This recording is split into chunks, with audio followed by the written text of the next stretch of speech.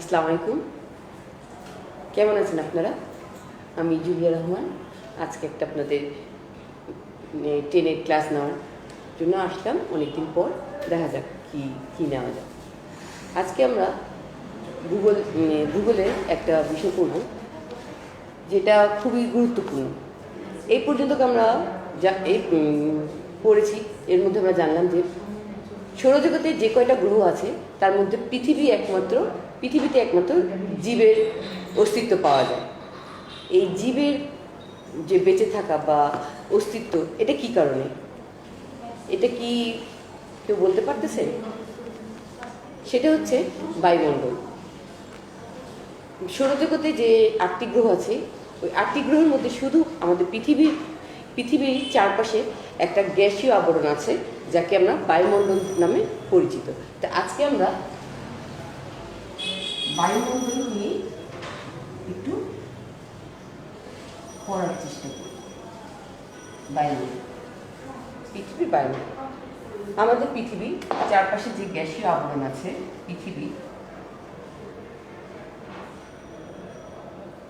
চারপাশে যে গ্যাসীয় আবরণ আছে, এই গ্যাসীয় আবরণটাকে বলছে বায়ুমণ্ডল। এই বায়ুমণ্ডলের জন্যই আমাদের পৃথিবীতে জীবের অস্তিত্ব বা জীব টিকে আছে, বেঁচে আছে। আমরা বেঁচে আছি, আমাদের বংশবৃদ্ধি হচ্ছে, একজনের সাথে কথা বলতে পারছি, দেখা করতে পারছি, সব হচ্ছে এই বায়ুমণ্ডলের জন্য। এই বায়ুমণ্ডলে প্রথম হচ্ছে বায়ুর উপাদান।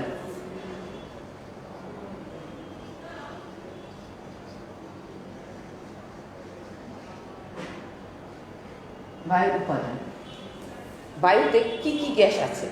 মানে একটা গ্যাস না, বায়ুতে অনেকগুলা গ্যাসীয় পদার্থ মিলে একটা বায়ুমণ্ডল আছে, যেখানে আমরা আমাদের জন্য অক্সিজেন, কার্বন ডাই অক্সাইড, তারপর গাছ, বিভিন্ন প্রাণী, সবকিছু, মাটি, সবকিছু এই বায়ুর মধ্যে উপাদানের মধ্যে আছে। যেমন এক হচ্ছে নাইট্রোজেন,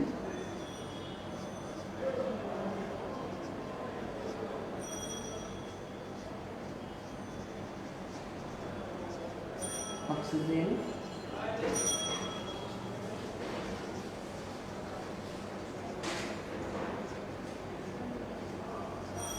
অক্সাইড, তারপর হচ্ছে গিয়ে আর্গন,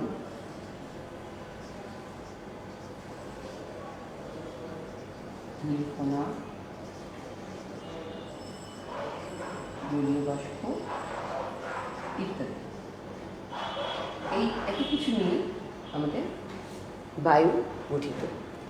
এই উপাদানগুলোর কোনো একটা কম বেশি হলেই আমাদের পৃথিবীতে একটা বিশাল পরিবর্তনের সৃষ্টি হবে। আমরা অবশ্য মোটামুটি জানি নাইট্রোজেন কারা ব্যবহার করে। নাইট্রোজেন হচ্ছে মাটির নিচে গাছ বা যারা জীব, কীট পতঙ্গ যারা আছে, তাদের জন্য নাইট্রোজেন। অক্সিজেন হচ্ছে যারা আমরা, প্রাণীরা। কার্বন ডাই অক্সাইড গাছ, খাদ্য তৈরির জন্য কার্বন ডাই অক্সাইড ওদের জন্য প্রয়োজন। আর্গন, ধূলিকণা, জলীয় বাষ্প, বাকি সবই আমাদের প্রয়োজনীয়, খুব সামান্য পরিমাণ। বায়ুর উপাদানের মধ্যে দুইটাই সবচেয়ে বেশি জরুরি, একটা হচ্ছে নাইট্রোজেন, একটা হচ্ছে অক্সিজেন। এটাই সবচেয়ে বেশি পরিমাণ থাকে বায়ুর মধ্যে, একটা 78%, আর একটা হচ্ছে 20%।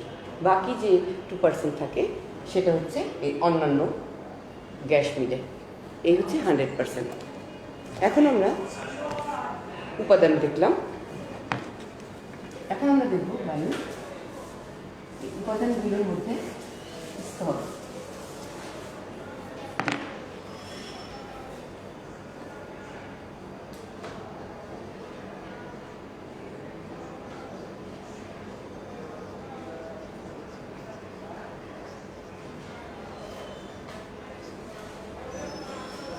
বায়ুমণ্ডলের স্তর বিন্যাস। এই যে বায়ুমণ্ডলে আমি একটা পৃথিবীর চারপাশে যে বায়ুমণ্ডল, এই বায়ুমণ্ডলকে বিজ্ঞানীরা বিভিন্নভাবে দেখে শুনে পৃথিবীর পৃষ্ঠ থেকে প্রায় 10,000 10,000 কিলোমিটার পর্যন্ত, মানে এই পর্যন্ত ওনারা যেতে পারছেন, এই পর্যন্ত গবেষণা করে আবিষ্কার করতে পারছে। এই মধ্যে পৃথিবীর এই 10,000-এর মধ্যে পৃথিবীর বায়ুস্তরকে 5টি ভাগে ভাগ করছে, 5টি ভাগে ভাগ করছে বায়ুস্তর। প্রথম হচ্ছে ট্রোপোমণ্ডল।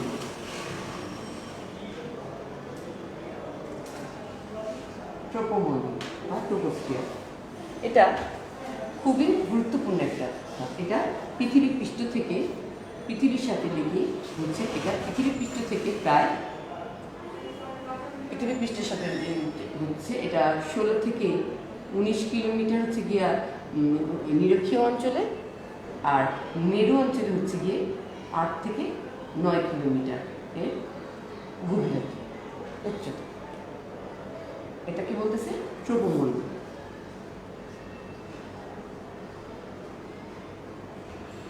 ট্রোপোমণ্ডল, ট্রোপোমণ্ডলের এক বৈশিষ্ট্য হচ্ছে এখানে বায়ু উচ্চতা বৃদ্ধির সাথে সাথে বায়ুর যে তাপমাত্রা সেটা বৃদ্ধি পেতে থাকে। ট্রোপোমণ্ডলের বৈশিষ্ট্য 1000 উচ্চতায় 6 ডিগ্রি, 1000 মিটার উচ্চতায় তাপমাত্রা 6 ডিগ্রি সেলসিয়াস পর্যন্ত কি কমতে থাকে। উচ্চতা বৃদ্ধির সাথে সাথে তাপমাত্রা কমতে থাকে বায়ু। এটা আমরা কীভাবে বুঝবো? আমরা বুঝবো যখন আমরা একতলা থেকে যখন 5তলা উঠতে যাই, তখন একতলা থেকে যখন দোতলা যাই তখন আমাদের একটু কষ্ট হয়, দোতলা থেকে 3তলা আরেকটু কষ্ট হয়। এভাবে যখন আমি 5তলা পর্যন্ত যাব তখন আমাদের অনেক বেশি কষ্ট হবে। এতেই বোঝা যাচ্ছে যে উচ্চতা বৃদ্ধির সাথে সাথে বায়ুর যে তাপমাত্রা সেটা কি কমতে থাকে। তারপরে এটা হচ্ছে 1 নম্বর বৈশিষ্ট্য, হচ্ছে ট্রোপোমণ্ডলের। ট্রোপোমণ্ডলের দ্বিতীয়টা হচ্ছে যে এর মধ্যে এই অংশে জলীয় বাষ্পের পরিমাণ সবচেয়ে বেশি থাকে। আর এখানে এই অংশের মধ্যেই যত ঝড়, বৃষ্টি, মেঘ সব কিছু এই অংশের মধ্যেই থাকে। এটা কোথায় থাকে? ট্রোপোমণ্ডলে। মেঘ, আবহাওয়া সংক্রান্ত যত কিছু থাকে এই ট্রোপোমণ্ডলের অংশে থাকে। ধুলি বালিশ যা আছে সব কিছু এই 1 নম্বর মানে ট্রোপোমণ্ডলের মধ্যেই থাকে। তারপর 2 নম্বর যেটা হচ্ছে বৈশিষ্ট্য, সেটা হচ্ছে এটা একটা নির্দিষ্ট উচ্চতা যাওয়ার পরে তাপমাত্রা বন্ধ হয়ে যায়, সেটাকে বলে ট্রোপোবিরতি। যেটা ট্রোপোমণ্ডলের শেষ মাথা সেটাকে বলতেছে ট্রোপোবিরতি। ট্রোপোবিরতির পর্যন্ত তাপমাত্রা কি মানে কমতে থাকে, হ্রাস পেতে থাকে, আর ট্রোপোবিরতিতে এসে থেমে যায়। এখানে ট্রোপোবিরতি তাপমাত্রা হয় -54 ডিগ্রি সেলসিয়াস ট্রোপোবিরতি। এখন তাহলে আমরা কি দেখলাম? ট্রোপোমণ্ডল পৃথিবীর সাথে, যেটা পৃথিবীর ভূপৃষ্ঠের সাথে যে বায়ুর যে স্তরটা আছে সেটাকে বলতেছে ট্রোপোমণ্ডল। ট্রোপোমণ্ডলের উচ্চতা নিরক্ষীয় অঞ্চলে 16 থেকে 19 কিলোমিটার এবং মেরু অঞ্চলে 8 থেকে 9 কিলোমিটার উচ্চতা। ট্রোপোমণ্ডলে যে এখানকার উচ্চতা বৃদ্ধির সাথে সাথে বাতাসের তাপমাত্রা কি কমতে থাকে, হ্রাস পেতে থাকে। 1000 মিটার উচ্চতায় 6 ডিগ্রি সেলসিয়াস তাপমাত্রা কমতে থাকে। তারপর ট্রোপোমণ্ডলের এই অংশে বায়ুমণ্ডলের এই স্তরে মানে ট্রোপোমণ্ডলের স্তরে ঝড়, বৃষ্টি, মেঘ, আবহাওয়া জলবায়ু যাবতীয় যা কিছু আছে সব এই অংশেই দেখা যায়। ট্রোপোমণ্ডলের শেষ প্রান্তকে ট্রোপোবিরতি বলে। যার তাপমাত্রা -54 ডিগ্রি সেলসিয়াস। এখন ট্রোপোবিরতি 2 নম্বর।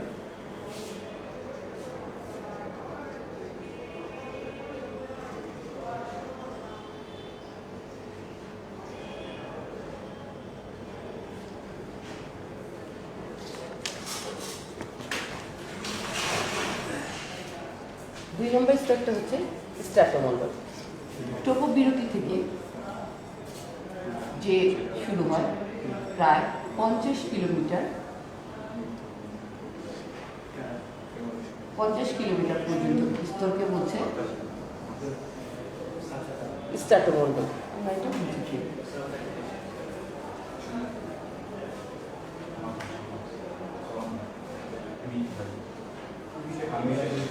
এটাকে বলছে 2 নম্বরটাকে বলছে দ্বিতীয় স্তরটা হচ্ছে স্ট্র্যাটোমণ্ডল।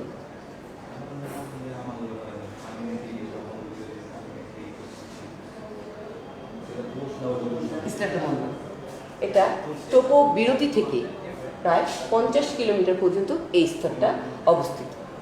এই স্তরের তাপমাত্রা বাড়তে থাকে।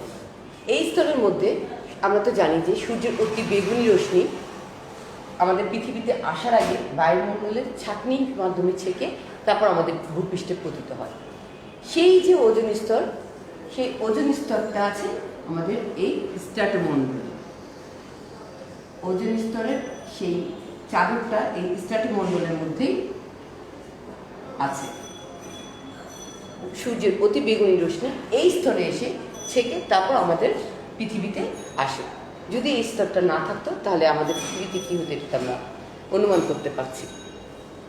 তারপর 2 নম্বর স্ট্র্যাটোমণ্ডলের 2 নম্বর বৈশিষ্ট্য হচ্ছে এই স্তরে ধূলি কণা ছাড়া আর কোনো জলীয় বাষ্প এইখানে থাকে না, তাই এই জায়গাটা নীরব। এখান দিয়ে যত আমাদের যে বিমান এই স্তরে পৃথিবী থেকে এই স্তরে এসে চলাচল করে। আমরা তো জানি যে আমাদের পৃথিবী থেকে যখন একটা প্লেন উঠে সোজা উঠে যায়, সোজা উঠে কিন্তু সোজা পৃথিবী থেকে উঠে সে ট্রপোমণ্ডলটা ক্রস করে স্ট্র্যাটোমণ্ডলে চলে আসে, কারণ এখানে জলবায়ু স্থির, কোনো ঝড়ঝঞ্ঝা নেই। সেই জন্য প্লেনটা এই স্তরে এসে ওরা যাওয়া আসা করে। প্লেনটা এই স্তরে এসে যাওয়া আসা করে। তাহলে স্ট্র্যাটোমণ্ডলে এটা। তারপর এই যে স্ট্র্যাটোমণ্ডলে প্রায় 50 কিলোমিটার পরে যে আরেকটা স্তরটা আছে, এটাকে বলতেছে স্ট্র্যাটোবিরতি। মানে স্ট্র্যাটোমণ্ডলের শেষ অংশটাকে বলতেছে স্ট্র্যাটোবিরতি। এখান থেকে তাপমাত্রা পুনরায় আবার হ্রাস পেতে শুরু করে। তাহলে স্ট্র্যাটোমণ্ডল হচ্ছে আমাদের 2 নম্বর স্তর হচ্ছে বায়ুমণ্ডলের স্তরের 2 নম্বর স্তর হচ্ছে স্ট্র্যাটোমণ্ডল। স্ট্র্যাটোমণ্ডলে কি আছে? ট্রপোবিরতি থেকে 50 কিলোমিটার পর্যন্ত এর বিস্তৃতি। এই অংশের মধ্যে সূর্যের অতি বেগুনি রশ্মি যেটা আমার থেকে আসে ওজোন স্তর, এই ওজোন স্তরটা এই অংশে দেখা যায়। ওজোন স্তরটা এই অংশে দেখা যায়। এই অংশের আবহাওয়া মানে অনেক শান্ত থাকার কারণে পৃথিবী থেকে যেসব জেট, প্লেন, বিমান চলাচল করে সেগুলো এই স্তরে এসে নির্বিঘ্নে চলাচল করতে পারে। তাহলে এখন 3 নম্বরটা হচ্ছে মেসোমণ্ডল।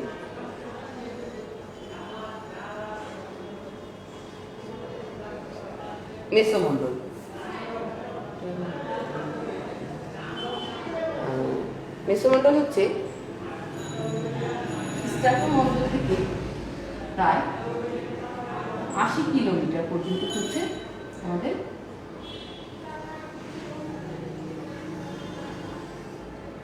মেসোমণ্ডল।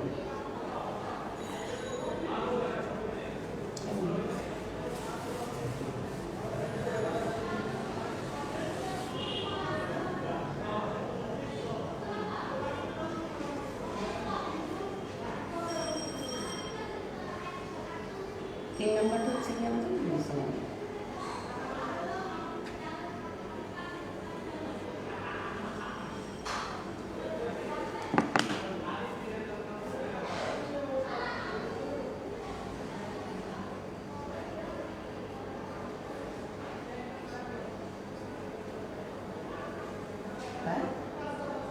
80 কিলোমিটার। স্টার্ট বিরতি থেকে প্রায় 80 কিলোমিটার পর্যন্ত যে স্তরটা দেখা যাচ্ছে তাকে বলতেছে মেসোমণ্ডল। এই স্তরে এসে এটার বৈশিষ্ট্য হচ্ছে এই স্তরে টপোমণ্ডলের মতনই বায়ুর তাপমাত্রা কমতে থাকে, কমতে কমতে প্রায় -33 মানে 83 ডিগ্রি পর্যন্ত তাপমাত্রা নেমে আসে। এটা হচ্ছে বায়ুমণ্ডলের সবচেয়ে শীতলতম স্তর।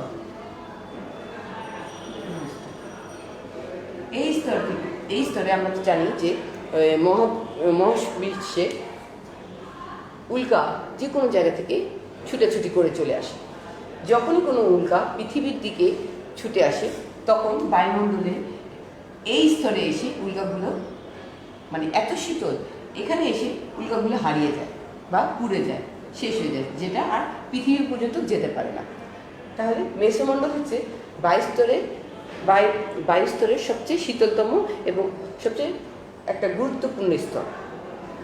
এই স্তরটা না থাকলে কবেই আমাদের পৃথিবী কোনো একটা উল্কার আঘাতে শেষ হয়ে যেত। এখন আমরা চলে যাব 4 নম্বর, তাপমণ্ডল।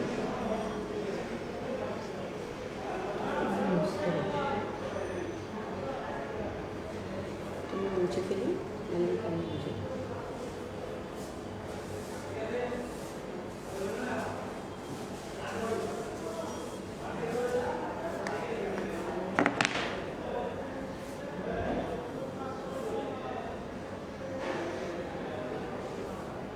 মেসোমণ্ডলের শেষ সীমানাটাকে বলতেছে মেসোস্ফিয়ার। মেসোস্ফিয়ার থেকে মেসোবিরতি বা মেসোস্ফিয়ার, মেসোবিরতি থেকে প্রায়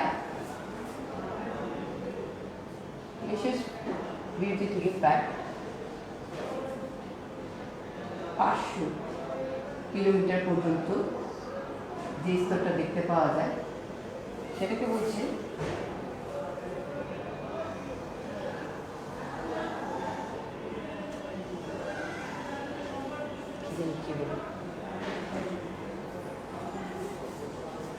এখান থেকে মেসোবিরতি থেকে প্রায় 500 কিলোমিটার পর্যন্ত একটা স্তর দেখতে পাওয়া যায় বায়ুমণ্ডলে, সেটা হচ্ছে 4 নম্বর স্তর, তাপমণ্ডল।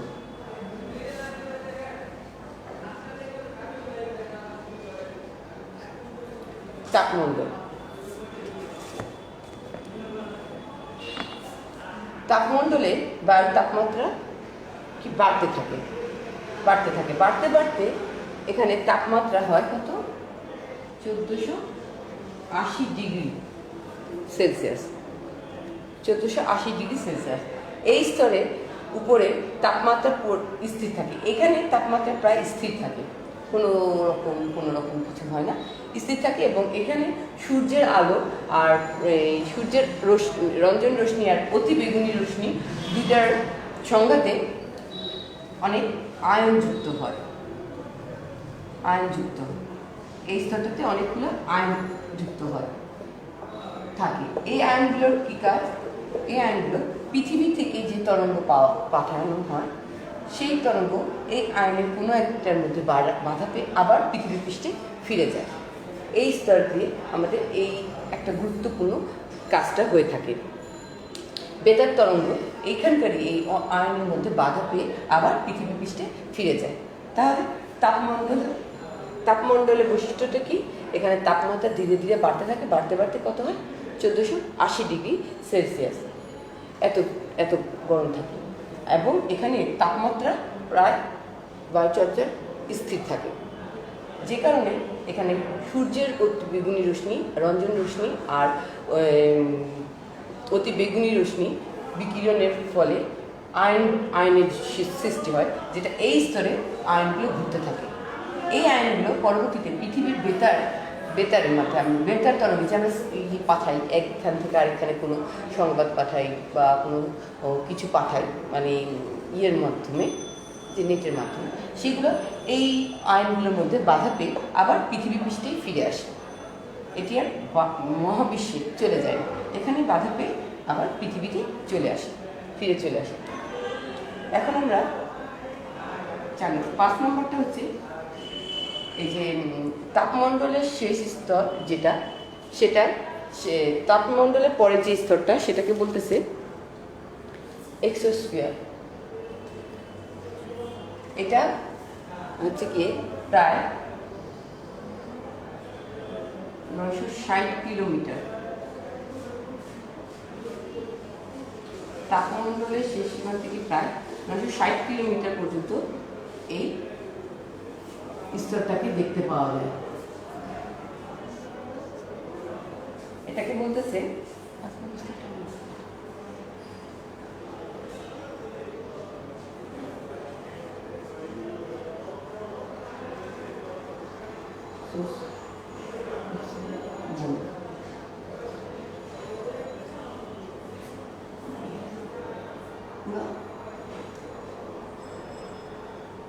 মহাবিশ্ব, মানে এই পর্যন্ত আমাদের যাটুকু আছে পৃথিবী থেকে আমরা প্রায় 10 কিলোমিটার, এই মনে করো এই পর্যন্ত আমাদের বিজ্ঞানীরা গবেষণা করে এই পর্যন্ত আমাদের যেতে পেরেছি, এই পর্যন্ত আমরা জানতে পারছি। এই পর্যন্তকের মধ্যে পৃথিবীর পৃষ্ঠ থেকে এই 10,000 কিলোমিটার পর্যন্ত বায়ুমণ্ডলকে 5টি ভাগে ভাগ করছে, বায়ু স্তরকে 5টি স্তরে ভাগ করছে। 1 নম্বরটা হচ্ছে ট্রপোমণ্ডল, যেখানে ঝড় বৃষ্টি সব কিছু হয় এবং যেখানে যে আমাদের উদ্ভিদ মানুষ প্রাণী সব কিছু বসবাসের জন্য এই ট্রপোমণ্ডলটা খুবই দরকার। 2 নম্বরটা হচ্ছে স্ট্র্যাটোমণ্ডল। স্ট্র্যাটোমণ্ডলটা হচ্ছে এখানে সূর্যের অতি বেগুনি রশ্মি ছাকার জন্য যে ছাঁকনিটা সেটা এই স্তরের মধ্যে আছে। এই স্তরটা হচ্ছে গিয়ে খুবই স্থির শান্ত, এই জন্য পৃথিবী থেকে যত প্লেন জেট যাওয়া আসা করে সেটা এই স্তরে এসে যাওয়া আসা করে। 3 নম্বর স্তরটা হচ্ছে মেসোমণ্ডল। এটা হচ্ছে এই বায়ু স্তরের সবচেয়ে শীতলতম স্তর। এটার তাপমাত্রা -83 ডিগ্রি সেলসিয়াস। এই স্তরটার কাজ হচ্ছে মহাবিশ্ব থেকে যত উল্কা আমাদের পৃথিবীর দিকে ছুটে আসে সেগুলো এই স্তরে এসে ঢুকে শেষ হয়ে যায়, পুড়ে যায়, গায়েব হয়ে যায়। এটা হচ্ছে 3য় স্তর। তাহলে এই স্তরটা ইম্পর্টেন্ট, এই স্তরটা না থাকলে আমাদের পৃথিবী ধ্বংস হয়ে যেত। এই স্তরের পরে যেটা হচ্ছে সেটা হচ্ছে তাপমণ্ডল। এখানে তাপমাত্রা আবার বাড়তে থাকে। এখানে শীতলতম মধ্যে যেমন তাপমাত্রা স্থির থাকে, ঠিক তার পরের অংশে আবার তাপমাত্রা বাড়তে থাকে, বাড়তে বাড়তে বাড়তে বাড়তে কত হয় 1480 ডিগ্রি সেলসিয়াস পর্যন্ত চলে যায়। এই স্তরের মধ্যে আবার দেখা যায় এই যে সূর্যরশ্মি, বিকিরণ আর রঞ্জন রশ্মি দুটো সংঘাতের ফলে আয়নের সৃষ্টি হয়, যা এই স্তরে আয়ন যুক্ত করে। এই আয়নটা আবার কাজে লাগে আমাদের পৃথিবী থেকে বেতার তরঙ্গ, যখন আমরা বেতারের মাধ্যমে কোনো কিছু এক জায়গা থেকে আরেক জায়গায় পাঠাতে চাই, তখন এই তরঙ্গটা এসে এখানে আয়নের মধ্যে বাধা পেয়ে আবার পৃথিবী পৃষ্ঠে ফিরে আসে, তখন ফিরে আসে। এই জন্য আমাদের এই 4 নম্বর স্তরটাও খুবই গুরুত্বপূর্ণ। তারপর যে স্তরটা আছে সেটা হচ্ছে 5 নম্বর স্তরটা হচ্ছে এক্সোমণ্ডল। এটা হচ্ছে এই যে তাপমণ্ডল থেকে প্রায় 960 কিলোমিটার পর্যন্ত এর বিস্তৃতি এই এক্সোমণ্ডলে। এখানে দুইটি উপাদান বেশি দেখা যায়, একটা হচ্ছে হিলিয়াম, আরেকটা হচ্ছে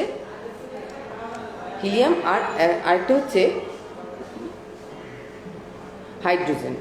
হাইড্রোজেন গ্যাসের প্রাধান্য এই 5 নম্বর স্তরে দেখা যায়, এই স্তরটার মধ্যে। আর এখানে তাপমাত্রা 300 ডিগ্রি থেকে তাপমাত্রা এই 5ম স্তরে 300 ডিগ্রি থেকে বাড়তে বাড়তে 1650 ডিগ্রি পর্যন্ত সেলসিয়াস বাড়তে থাকে। এই স্তরের তাপমাত্রা এত, এই 5ম স্তরে। এইখানে অক্সিজেন, নাইট্রোজেন খুব সামান্য পরিমাণে পাওয়া যায়। তাহলে আজকে আমরা দেখলাম আমাদের পৃথিবীটা চারপাশে যে গ্যাসীয় আবরণ আছে, সেই গ্যাসীয় আবরণটাকে বলছে বায়ুমণ্ডল, এবং এই বায়ুমণ্ডলটা আমাদের জন্য, আমাদের প্রাণীদের জন্য, জীবদের জন্য খুবই গুরুত্বপূর্ণ একটা উপাদান। এটা ছাড়া যেমন আমরা বাঁচতে পারতাম না, যদি এটা না থাকতো তাহলে আমরা সৌরজগতের অন্যান্য গ্রহের মতনই আরেকটা গ্রহই থাকতাম। এটার মধ্যে আর কোনো পার্থক্য থাকতো না, আমাদের মধ্যে আর বুধ, আমাদের মধ্যে মঙ্গলের মধ্যে কোনো পার্থক্য থাকতো না। শুধু পার্থক্য আছে এই বিশাল আমাদের বায়ুমণ্ডলের জন্য। এই বায়ুমণ্ডল আছে বিধায় আমরা আছি, আমাদের এই সব কর্মচর চলছে। এই স্তরটাকে, এই বায়ু স্তরটাকে আবার 5টা ভাগে ভাগ করছে। প্রথম হচ্ছে 1 ট্রপোমণ্ডল, 2 স্ট্র্যাটোমণ্ডল, 3 মেসোমণ্ডল, 4 তাপমণ্ডল, আর 5 হচ্ছে এক্সট্রামণ্ডল। আমাদের পৃথিবীর জন্য এই 5টা স্তরের কোনটা বেশি গুরুত্বপূর্ণ বলে তোমার মনে হয়, বলতে পারো? আমাদের জন্য এই 5টা স্তরই গুরুত্বপূর্ণ। আমরা বলতে পারবো যে যদি আমাদের তাপমণ্ডলটা না থাকতো তাহলে চলবে না, কারণ তাপমণ্ডলের মধ্যে কি আছে? আয়ন আছে। এই আয়নটা আমাদের কি করছে? তথ্য বিনিময়ের জন্য কাজে লাগছে। পৃথিবী থেকে যখনই আমরা বেতার তরঙ্গে কিছু পাঠাচ্ছি, এই আয়নে বাড়ি খেয়ে সেটা আবার পৃথিবীতেই ফিরে যাচ্ছে। তাহলে যদি আমি বলতাম যে না, তাপমণ্ডলটা আমাদের দরকার নেই, তাহলে হতো? অবশ্যই তাপমণ্ডলটা আমাদের দরকার। ঠিক সেরকম যখন এই যে আমাদের যে এক্সট্রামণ্ডল, এটা আমাদের দরকার, কারণ এর পরের যে বায়ুমণ্ডলের স্তর বা বায়ুমণ্ডলের কী অবস্থায় আছে সেটা আজও পর্যন্ত আমরা জানতে পারছি না। তাহলে আমাদের মানে আমাদের জন্য বায়ুর এই 5টা স্তরই খুবই গুরুত্বপূর্ণ। জানি না কতটুকু কি পারছি আপনাদের বুঝাইতে। যাই হোক, যদি আরও কিছু জানতে চান বা আরও কিছু বলেন যে আমি আপনাদের জানাবো, তাহলে আপনারা আমাকে এই মাধ্যমে আমাকে জানাবেন, তাহলে আমি আপনাদের চেষ্টা করবো সাহায্য করতে। আর যেহেতু সামনে আমাদের পরীক্ষা আসতেছে আমাদের, তো সেই জন্য সামান্য কিছু হলেও একটু পড়তে হবে। না পড়লে, যেমন একটা বছর আমাদের লস হয়ে গেছে, এই একটা বছরের কষ্ট কিন্তু আমরা কবেকালে শেষ করতে পারবো সেটা আমরা কেউ বলতে পারি না। সে কারণে এতদিন যা হয়েছে, এখন থেকে আপনারা অন্তত একটু করে যদি পড়ালেখা শুরু করেন, তাহলে পিছায় যাওয়ার কোনো সম্ভাবনাই নেই। চেষ্টা করবেন পড়ালেখা করার। আর আমার যদি কোনো সাহায্য লাগে আপনাকে জানাবেন, আমি অবশ্যই আপনাদের সাহায্য করব। তাহলে আজ এই পর্যন্ত। আপনারা একটু কষ্ট করে একটু রিডিং করলেই বাকিটা জানতে পারবেন।